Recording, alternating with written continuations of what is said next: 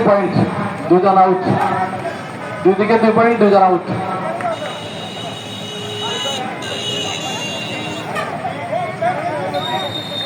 Ready হয়ে গেল। আমাদের আজকে আরেকটি ইভেন্ট আছে দাঁড়িয়াবান্ধা। অনেকদিন পর এ মাঠে দাঁড়িয়াবান্ধা আমরা পর খেলা বলি, মল্লা খেলা বলি, এটা অনুষ্ঠিত হবে। আমি সবাইকে একটু সহযোগিতা করবো। ওই খেলাটা শুরু হলে আমরা সবাই এই কর্ণমগীত এলাকা থেকে বেরিয়ে যাব, বাইরে অপেক্ষা করবো, সবাই বাইরে থেকে খেলা উপভোগ করবো, তাহলে খেলাটা সুন্দর হবে।